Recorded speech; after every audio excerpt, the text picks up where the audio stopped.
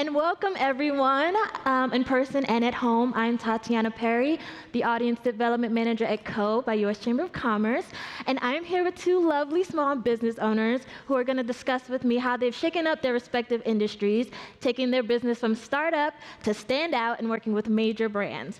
So, joining me today, we have visual artist, author, and founder of Reyna Noriega Studios, Miss Reyna Noriega.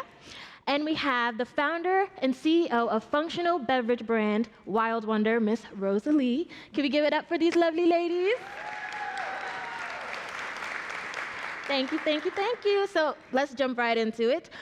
Reyna, can you just tell us a little bit about yourself, your business, and your point of differentiation in the market you serve? Sure, yeah. So I am a visual artist and author, as she mentioned. I would say I got my career start as a high school art teacher, and so I learned a lot of the skills and the confidence that I applied to scale my art business from just freelancing to, being able to do storytelling, to be able to do public speaking, to hit products and things that speak to communities during that time of preparation. Nice. And Rosa, same question. Just tell us about yourself, your business, and your point of differentiation. Hi everyone, I'm Rosa, the founder of wildwonder. So wildwonder right here is a sparkling drink with gut-healthy ingredients, all inspired by the herbal tonics my Chinese grandmother used to brew for me growing up. I would say we are set apart from other beverages on the market. Three things. One is really unique flavor profiles. It tastes delicious. The flavors are culturally and botanically influenced, not your traditional soda flavors. Number two is the functional benefits. It's got both prebiotic and probiotic, very supportive for your gut health. That's really big these days. And number three is really the low sugar content. It's 90% less sugar than soda, 50% less sugar than kombucha. So we hope to get you guys some drinks afterwards as well. So hopefully you enjoy it. I do have one request from my team. I'm super excited to be here at U.S. Chamber of Commerce. So if you guys are okay, I'm going to take a selfie with the audience, if that works. All right, 1 second. You guys ready? Get your good face, All right. Freshen up, get a little nice. Can you guys wave? Yes, woo! All right. Awesome. Awesome. Okay, cool. So that's a good way to segue into our next question. So you guys were both doing other things before you started your businesses. Reyna, you mentioned you were a high school art teacher. And Rosa, you were in private equity and investment banking. So Reyna, can you tell us about how planting those seeds were the key to building your business and took you from being an art teacher in Miami, working, doing commissions on the side, to running your own business full time? Yeah, I think I always understood that, I can say, oh, I don't want to do a traditional job or I don't want to be stuck in an office, but it's not going to happen by magic that I can kind of create that space for myself. So I was maximizing opportunities by investing in all of my interests and trying to make something of it. So I was a photographer, I was interested in art, I was doing different things in my community, I was working as a teacher, taking on different internships and doing all of these things. And at each of those roles, I was learning skills, I was learning discipline within myself, I was seeing what worked for other people, and it helped to kind of destigmatize the idea of starving artists. I was instead in the community meeting artists that were making 6 figures, making 7 figures, doing what they loved, serving the community, to open up those ideas for myself and start to, like you said, plant those seeds, let people know what it was that I was doing, develop my skills even further, so that people had a reference point of Reyna creates art, Reyna creates good art, Reyna can do this, that, and the third, and let those opportunities bring more bigger opportunities later on. Well, since you had all of those different experiences, was there any certain light bulb moment or canon event where you were like, I need to start my own business? Or did you just fall into that journey? I kind of fell into it. I wasn't in a rush to quit teaching. I felt like as a creative, teaching kids art, it's so creatively stimulating because they have so much less inhibitions than we do. They're so much more open to trying things and to failing. So I feel like during that role, I was balancing so much as, you know, as the young artsy teacher. It's like I was in charge of yearbook, I was making club t-shirts and flyers for dances. It just made And sense. so doing all of those things because my principal asked me to, or because a co-teacher asked me to, I started to realize, oh, people have been asking me in real life to make them logos, to make them t-shirts, to make them something for their kids' sports team. And I had been scared and I had been saying no. And so as I started taking on more of that and building those skills, it also built my confidence to, like, little by little, I could start charging more. I could start kind of like figuring out, okay, like how many clients do I have to take on to like actually make a livable salary, and kind of start there foundationally, which is totally different than like the structure of my business now, but that got me started to like transition from teaching when I needed to go out on my own. That's amazing. Thank you. And now, Rosa, you were working in private equity and investment banking and then went to Stanford Business School. So what role would you say that your business background and your time at Stanford like played in getting Wild Wonder off the ground? Yeah, I would say when I first started my career, I decided to do investment banking because I wanted to understand how cash flow works. As we probably heard, cash is king, and that's really drilled into me. You can't really scale a business. I mean, you can't make payroll without cash. So after that, I went over to the private equity side to really learn how to, well, buy and sell businesses, but also scale all the portfolio companies I own. So I actually manage portfolios from pre-revenue stage all the way to Fortune 500 companies, and really understood the kind of challenges at different stages of the business. So that was super helpful in what we're doing now. I would say at Stanford, which is very well known for innovation, entrepreneurship, I actually worked with different startups on the side while in school to really learn the ropes, and essentially offered myself as free labor to learn. Afterwards, I decided to work with a number of startups to help them launch, scale, and that was really the foundation of Wild Wonder. And I would say all of the previous experiences really helped me as a founder, as a business owner now in growing my business.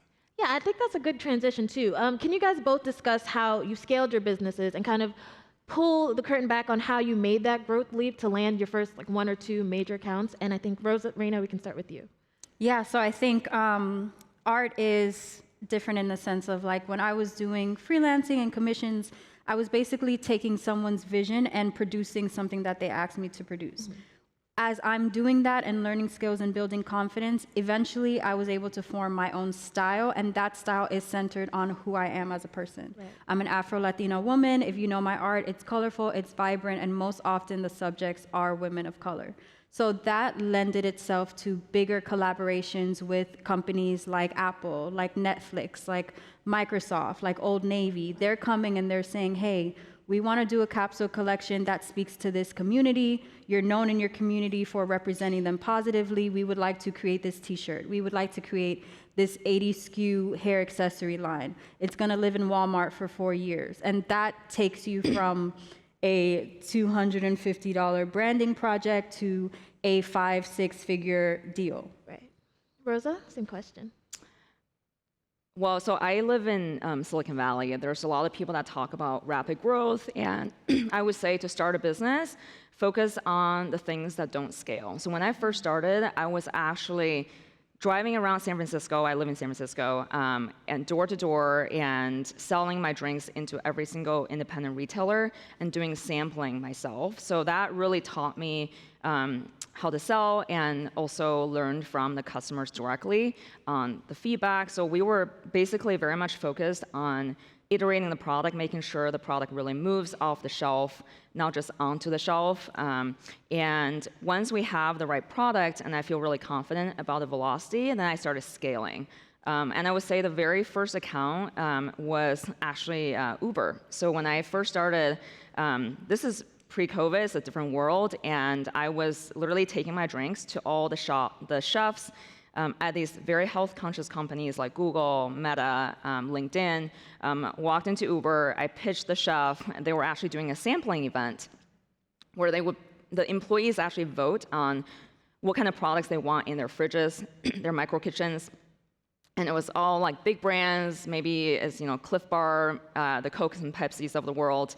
And this is before I even had the product. I actually just made the drinks in my kitchen, and I bought these swing top bottles from Amazon, and showed up with a handmade bottle, and they love the drinks. I think the liquid just tastes really amazing, and voted to have my drinks stocked at Uber, and that was my very first account, and that was our very first PO, and that basically started the business. And now we're stocked at a lot of the top, health-conscious companies like Google and Meta and LinkedIn.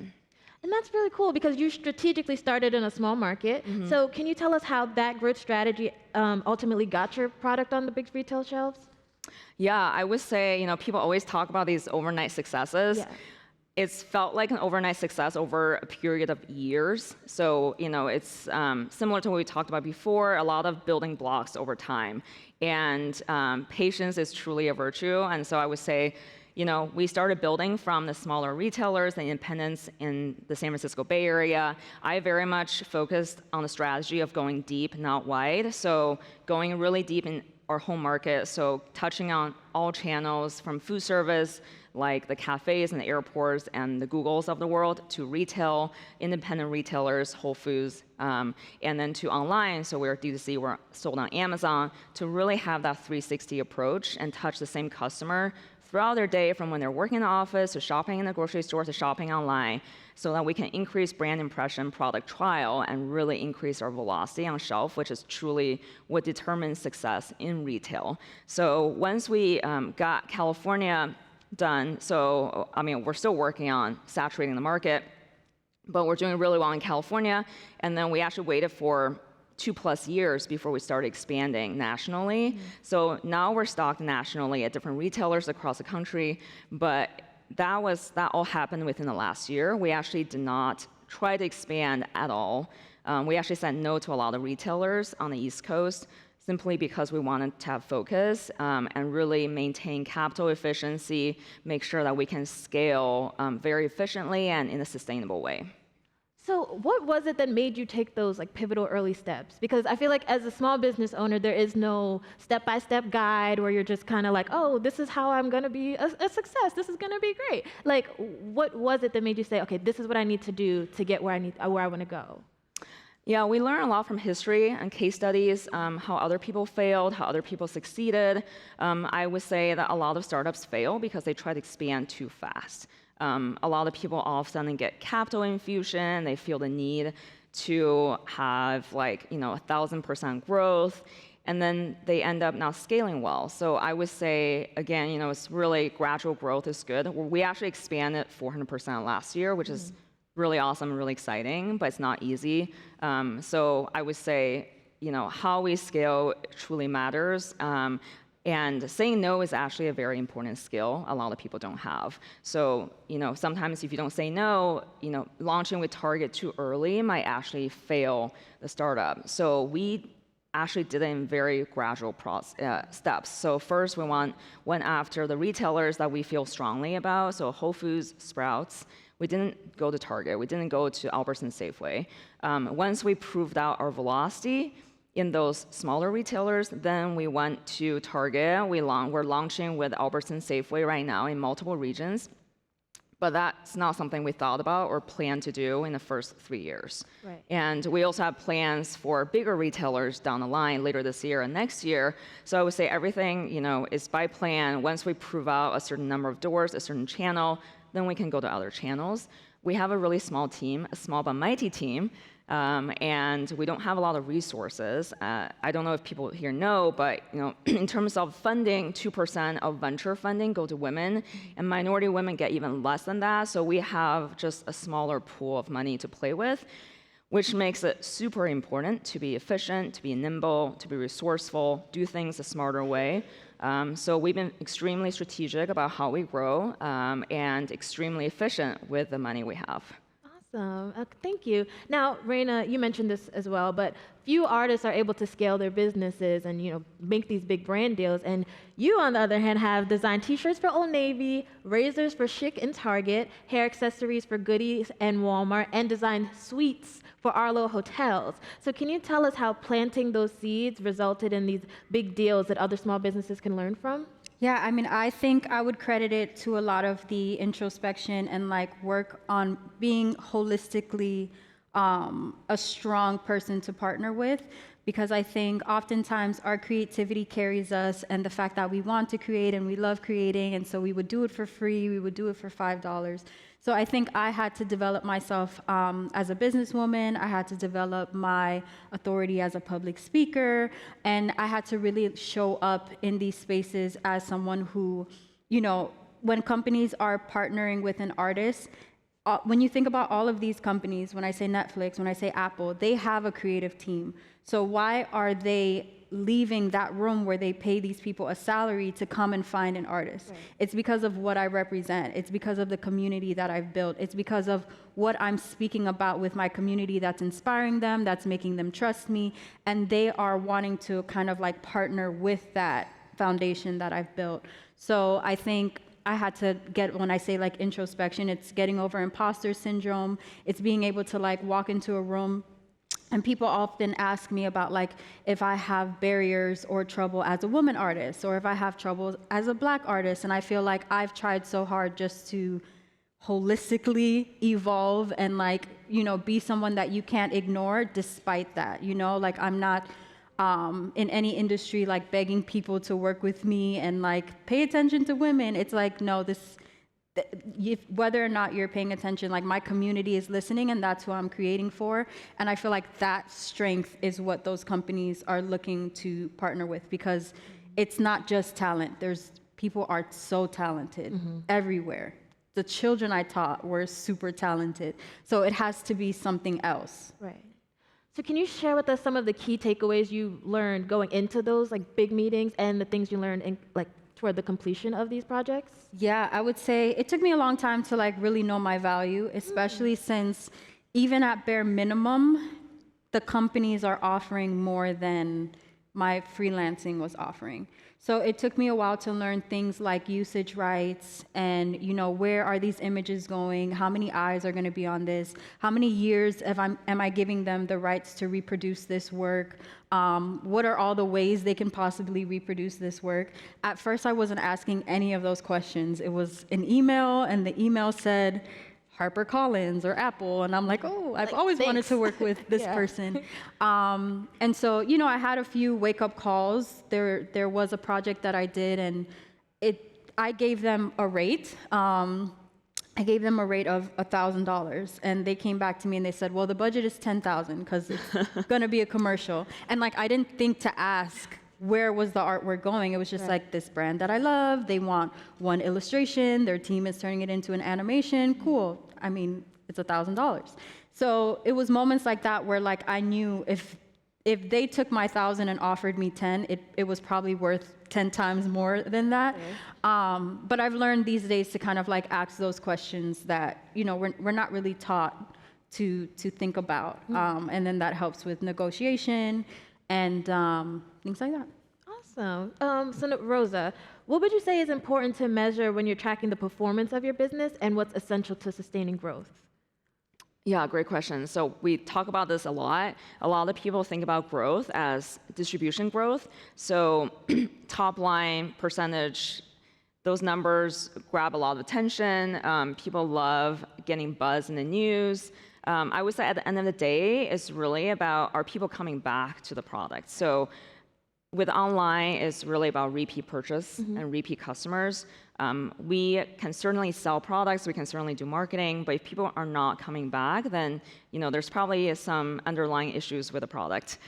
So thankfully, we have really high repeat purchase rate, which is awesome. And then in the retail segment, the equivalent of that is velocity. So it's not really about getting the product on shelf, it's about getting the product off shelf. How fast can we turn on the shelf, and that really determines our long-time success. So what I was mentioning before is being small and nimble, really going deep, not wide, and focusing on one region at a time. So we really focused on velocity for 2 years.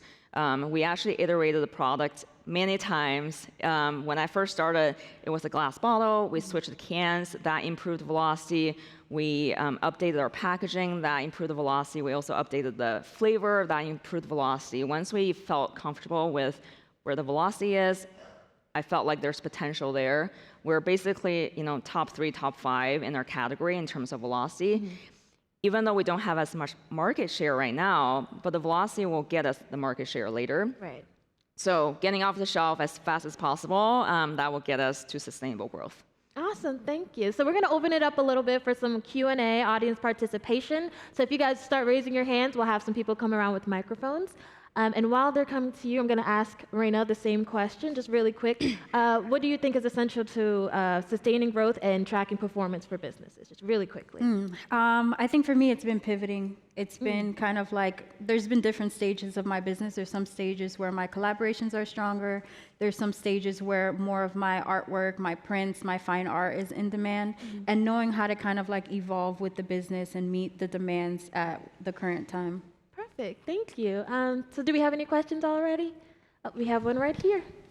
Hi, my name is Nikisha from Alexander Sky Group, and my question is, you mentioned development of yourself in becoming a better individual and a better business owners. What advice would you give to business owners so that they can develop themselves as individuals and business owners? Absolutely. So I think we are the vessel that's carrying this business forward, and sometimes you need to live and you need to eat and you need to pay a mortgage or a rent or whatever the case is. So oftentimes that introspection, that spending time with ourselves, journaling, therapy, whatever it is that you feel you need, you feel like you can kind of skip it and do it at like 10% while you're putting 90% in the business. I wholeheartedly believe you have to put 100% in yourself first, because those qualities, whether it's trauma, whether it's fear, all of that is kind of like under the surface, waiting to be aggravated by a partner, a customer, a business deal, a fallout, and then you crash at a later time. So I think, I definitely try to find ways, especially as an artist, where, you hear things like artist block. If I scale a business where, people are depending on me to keep producing, I can't really have an artist block. So I've had to learn along the way, like what refills my energy when I'm giving so much out. So it's like not skimping on time with myself, not skimping on self-care, like spending time in nature, like doing the things that I did when I didn't have to do all of these things. So if it's just drawing outside because it makes me feel good and it quiets my brain, I need that, because that might seem like, okay, this hour you wasted outside, but if a week from now I can't do anything because my mind has shut down and I have so much anxiety and stress, then that's not helpful for anyone. So I definitely think that, for all of us, it's different where we find solace. It might be reading a book, it might be journaling, it might be actively seeking therapy. Really invest in time with yourself and build in those breaks, because it gets harder and harder to set time apart to really rest once you have started moving. Yeah, that was very well said. And burnout is real, so remember that. Thank you. Do we have any other questions? We've got a few. Okay, they're coming over with the mics. Keep your hand held high, and they'll come on over to you. We got time for maybe one or two more. There we go. Hi, my name is Monty Green. I own Velvet Wax and Beauty. We have 3 stores in Virginia. We do full body waxing and sugaring. This question is for Rosa Li. Can you talk about your fundraising journey and how you were able to scale exactly, like if you fundraise with like a fund or an investment bank, et cetera? Because that's a bigger challenge for a lot of small business owners. For sure. I would say fundraising is the least favorite thing for all founders. I can guarantee you that. I would say I started with angel investors, kind of not friends and family, but more friends of friends. So there's kind of an extra degree of separation. When I first started, it was super hard. I actually could not get funding despite having a background in investing, because I don't have a tech business. So people don't just invest with a pre-revenue company. They want some proof of concept. So I actually did the super scrappy thing where I actually financed my car and used the extra funding to fund the business, and I was managing cash flow on a day-to-day basis where it's cash in and then cash out. So if I don't get cash in, I can't pay anything. And it was really hard and it's very stressful. I actually went on Shark Tank and got a deal from the CEO of DoorDash. So that also helped with the business. I would say at the very beginning, it was very much going to the angel investors, so small checks here and there. And then once our business got to a certain stage and there's enough proof of concepts, there's enough metrics that investors are looking for, we started going after bigger family offices, funds that invest specifically in consumer products. So I would say in funding is also very targeted. So go after, similar to selling a product, you want to find the right audience.